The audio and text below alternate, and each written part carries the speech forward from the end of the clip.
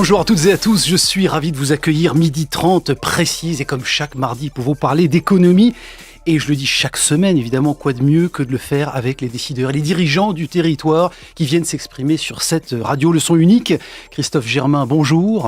Bonjour. Merci d'avoir accepté mon invitation. Vous êtes le directeur général d'Audencia Business School.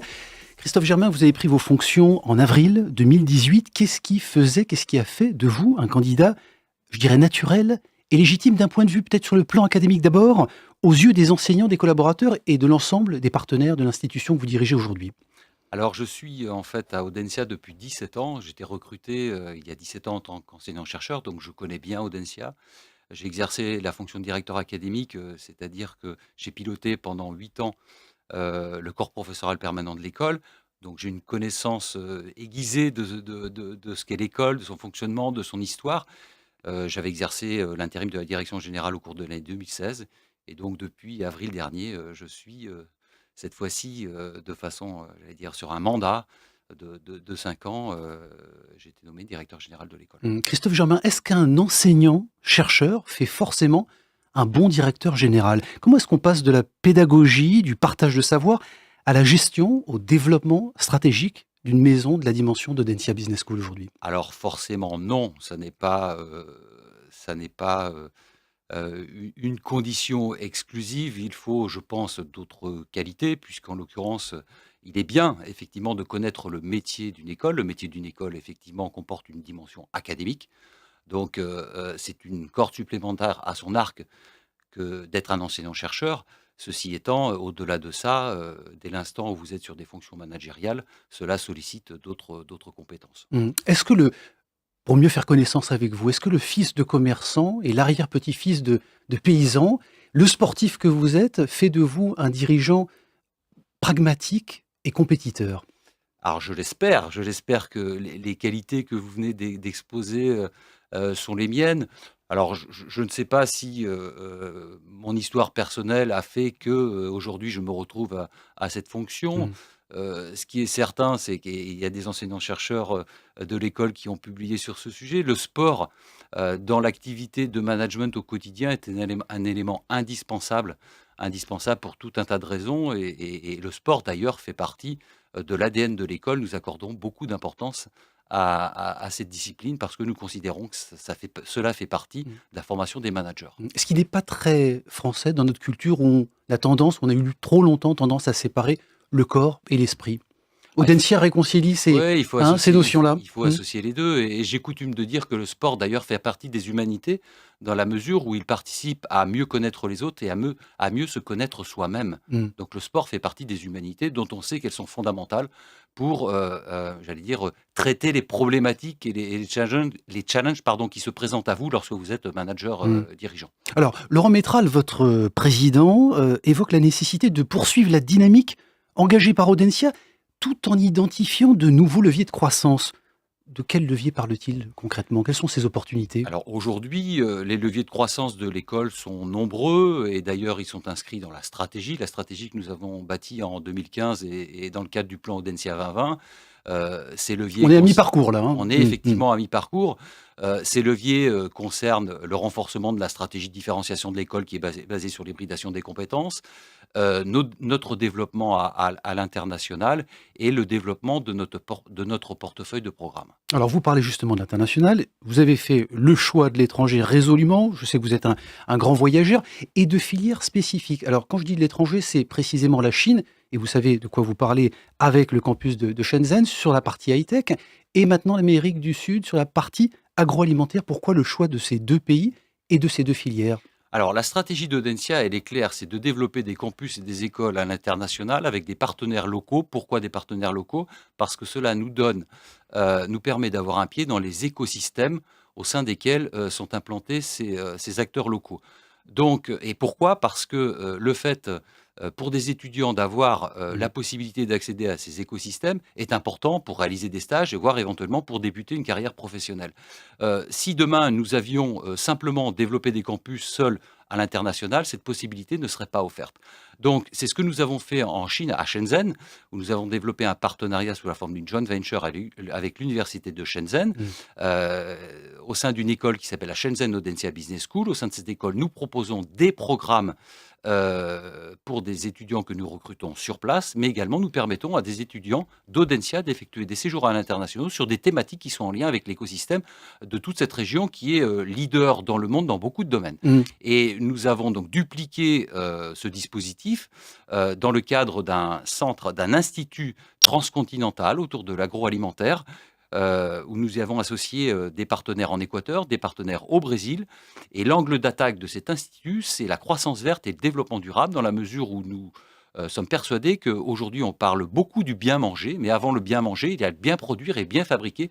Et ce sont des enjeux sociétaux majeurs de Mmh. demain dont il faut nous saisir et que nous allons traiter dans le cadre de cet institut. Et nous envisageons, c'est pour ça que j'évoquais la notion de transcontinentalité, d'y associer bientôt d'autres partenaires ressortant d'autres continents dans le monde. Bon, donc pour le moment, vous avez choisi pour cette partie-là l'Amérique latine. Le choix justement de cet international, est-ce qu'il n'y a pas un risque, Christophe Germain, de franchiser Audencia Business School? Heu, Comment est-ce qu'on garantit le continuum identitaire et réglementaire de ce qui se passe ici, de ce qui a été créé sur le territoire nantais? C'est tout le challenge qui est lié au passage de l'international à la globalisation. La globalisation, c'est quoi? C'est le fait de pouvoir délivrer à l'international, partout là où nous sommes, la même qualité en matière notamment de formation. Cela suppose que nous implantions des programmes avec les mêmes critères de sélection en termes de recrutement d'étudiants, les mêmes critères par rapport à la délivrance des programmes. Et c'est ce que nous faisons aujourd'hui.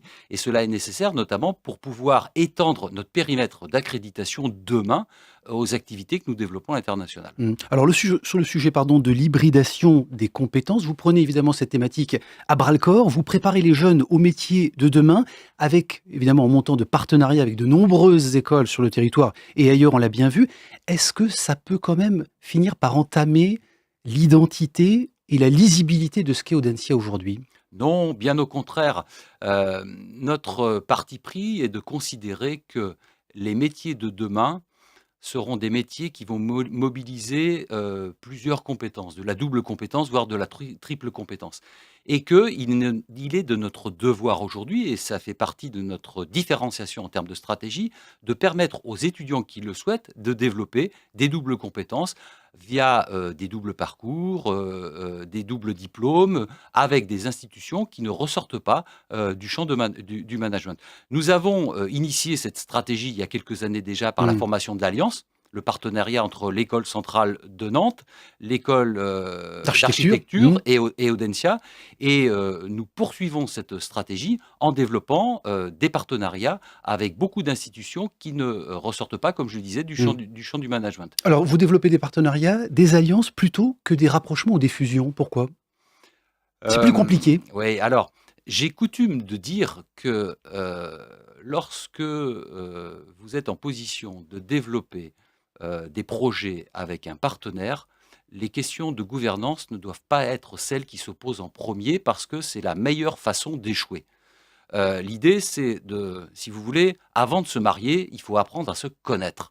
Parce que vous savez très bien ce qu'il arrive si vous vous mariez avant de vous connaître. Nous, c'est notre démarche. La démarche, c'est de dire, pour développer des projets, pour développer des partenariats, ne nous préoccupons pas dans un premier temps des questions de gouvernance parce que ça serait la meilleure façon de ne pas avancer, de s'embarrasser avec ces questions-là qui sont toujours des questions qui sont épidermiques. Mmh. Alors justement, de nouveaux programmes et de nouveaux diplômes, comment est-ce que vous définissez ces programmes-là? Est-ce que c'est une réponse aux attentes concrètes des étudiants ou à celles du marché de l'emploi? Et derrière, comment est-ce que vous garantissez justement l'employabilité de vos étudiants quand on connaît aussi l'investissement que supposent ces formations?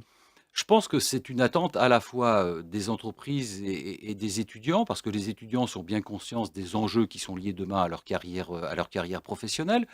Euh, L'employabilité des étudiants aujourd'hui, elle est très très bonne à Audencia, puisque la très grande majorité des étudiants trouvent un premier emploi dans un délai maximum de 2 mois après leur diplomation. Mais il nous faut anticiper quelles seront les perspectives de demain, les nouveaux enjeux. Et les étudiants sont conscients. Moi, j'ai eu notamment un échange avec eux hier, que les parcours double compétences que nous leur offrons sont des formidables opportunités pour se développer et développer leur employabilité. Pour terminer, 50 millions d'euros de chiffre d'affaires sur 2018, avec l'objectif de parvenir à 55 millions en 2020. Où en est la question de l'autonomie financière de l'école aujourd'hui? Alors, l'autonomie financière de l'école ne se pose pas dans la mesure où alors l'école a évolué de statut, est passée d'un statut associatif au statut ESC. Dans ce cadre-là, la propriété du bâtiment nous a été transférée et nous avons aujourd'hui la possibilité, en totale autonomie, de lever les emprunts nécessaires à nos investissements demain. Le business model de l'école que nous avons établi pour les années à venir, les 4-5 années à venir, nous permet d'aborder sereinement la problématique, notamment la problématique immobilière, mais également les problématiques qui peuvent se poser en termes d'investissement dans d'autres domaines. Donc l'autonomie financière de l'école aujourd'hui, elle a une assise je veux dire, affirmée. Et aujourd'hui, l'école ne perçoit quasiment plus de subventions. Christophe Germain, merci beaucoup. Je rappelle que vous êtes le directeur général d'Audencia Business School. Merci à vous d'avoir suivi cette émission. Vous pouvez la retrouver bien sûr sur les applications, l'application mySun et les réseaux sociaux de la radio. Je précise rapidement que la semaine prochaine, je recevrai Nicolas Reverdito. Il est directeur de l'association Pick-up Production, l'association culturelle qui a signé notamment le projet Transfert sur notre territoire cet été. Merci à vous, excellente semaine et à très bientôt. Merci pour votre fidélité.